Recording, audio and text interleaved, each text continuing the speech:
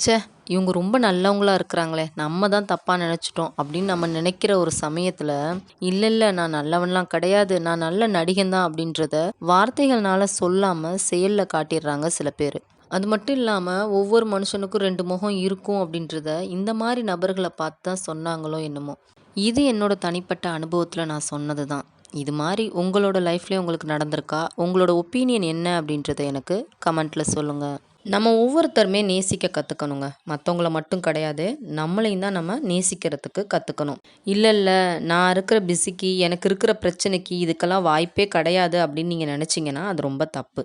ஏன்னா, தன்ன தானே நேசிக்க தெரியாத ஒரு நபர்னால வாழ்க்கையில வெற்றி அடையவும் முடியாது. தான் நெனச்சத சாதிக்கவும் முடியாது. அதனால உங்களுக்கு பிடிக்கிறதுக்காக எப்படியெல்லாம் மாத்திக்கணுமோ, அந்த மாரி உங்களுக்காகவும் கொஞ்சம் உங்கள மாத்திக்கிறதுக்கு முயற்சி செய்யுங்க. இது நம்ம எல்லாத்தோட வாழ்க்கையிலும் நடக்கக்கூடிய ஒரு சாதாரணமான விஷயம் தான். எவ்வளோதான் ஒரு அன்பான, நெருக்கமான உறவாவே இருந்தாலும், அவங்களுக்குள்ளேயும் சண்டை சச்சரவுகள் அப்படின்றது வரதான் செய்யும். அந்த மாரி உங்களோட விருப்பமானவங்க கிட்ட ஏதோ ஒரு சண்டை போட்டுட்டு, திரும்பவும் அவங்க கிட்ட போய் பேசுறதுக்கு ரொம்பலாம் யோசிக்காதீங்க. ஏன்னா, யோசிக்கிற அளவு இருந்துச்சு அப்படின்னா, அவங்க உங்களோட விருப்பமானவங்களா இருக்கிறதுக்கு வாய்ப்பே இல்ல. ரொம்ப ஈஸியா யாருக்கும் நீங்க கிடைச்சிராதீங்க. ஏன்னா, அவங்க கூப்பிடுற நேரத்துக்கெல்லாம் ஓடி வரதும், அவங்க உதவின்னு கேட்கும்போதெல்லாம் நம்ம அவைலபிளா இருக்கிறதுனாலயோ என்னமோ தெர்ல, நம்மளோட அருமைய அவங்க உணர்றதே கிடையாது. இது அவங்கள சொல்லி தப்பு எதுவுமே கிடையாது. ஏன்னா, நம்மளோட அன்புக்கு தகுதியானவங்க யாரு? இல்ல நம்மளோட இரக்க குணத்த அவங்களோட காரியத்துக்கு மட்டும் பயன்படுத்திக்கிறவங்க யாரு? அப்படின்றத நம்ம தான் கண்டுபிடிக்கணும். இத பத்தி நீங்க என்ன நினைக்கிறீங்க? அப்படின்றத எனக்கு கமெண்ட்ல சொல்லிருங்க.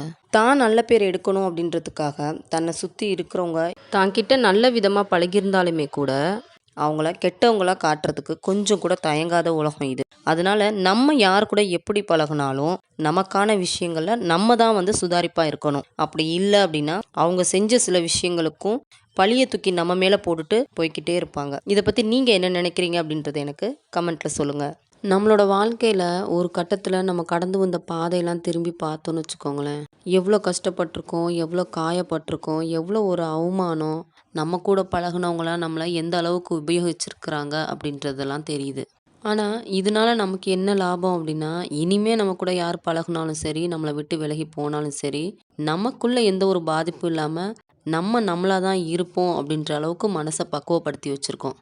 நான் பார்த்த வரைக்கும் மனிதர்கள்ல பெரும்பாலும் 2 விதமான நபர்கள் இருக்கிறாங்க. 1 எல்லா வசதி வாய்ப்புகள் இருந்தாலுமே எதுவுமே இல்லாதது மாரி நடிக்கிறவங்க. 2 எதுவுமே இல்லாட்டினா கூட இருக்கிற மாரி நடிக்கிறவங்க. இந்த 2 விதமான நபர்களும் எதுக்காக இந்த மாரி போலியான வாழ்க்கைய வாழ்றாங்க அப்படின்றது வந்து நம்மள விட அவங்களுக்கு நல்லா தெரியும். இருந்தாலும் உங்களுக்கு தெரிஞ்சுச்சு அப்படின்னா கமெண்ட்ல சொல்லுங்க.